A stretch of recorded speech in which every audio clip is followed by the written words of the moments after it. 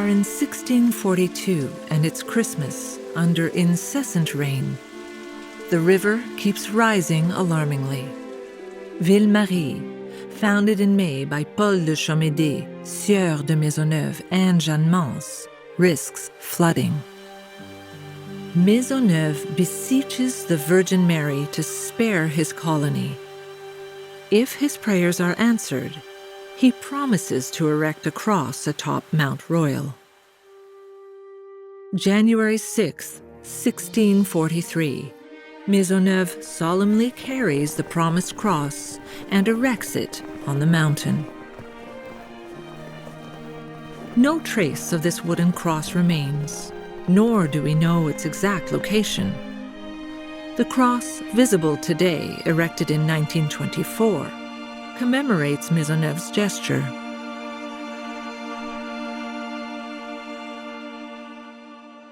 In the chalet, 4 paintings illustrate the period when Ville-Marie was founded. William Taylor's work takes us to Paris a few years before the founding of Ville-Marie, during discussions to establish a colony in America. The scene highlights the intellectual and religious dimension of the enterprise.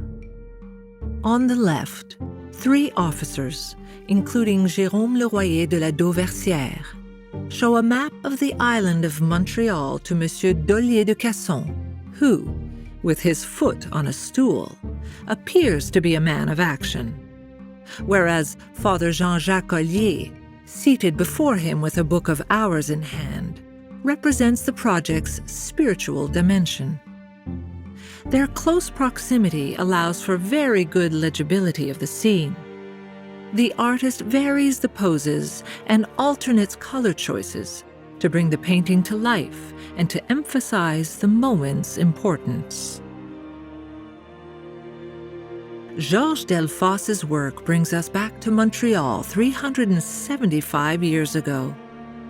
It illustrates the first Mass, associated with the founding of Montreal on May 17, 1642.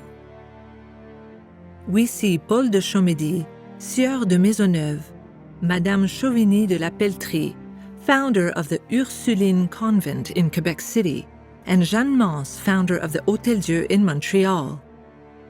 Delfos regroups the figures in order to make the scene of the city's founding more easily understood.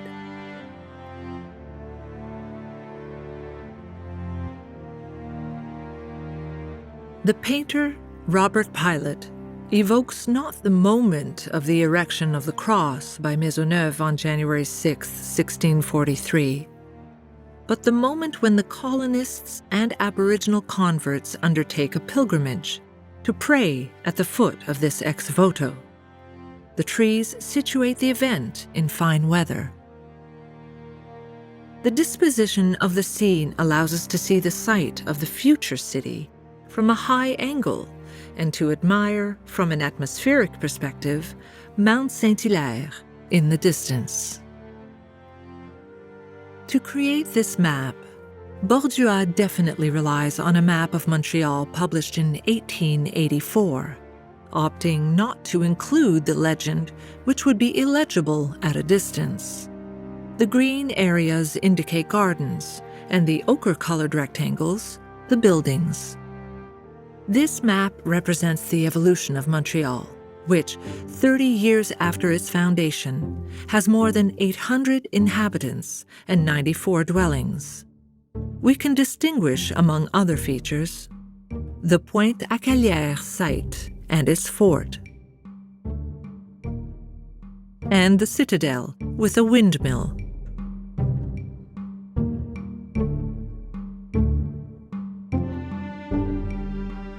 The next map shows Montreal in 1760. The fortifications surrounding the city are easily recognizable.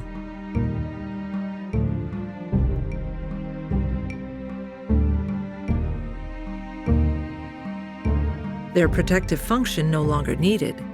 They were demolished between 1804 and 1810.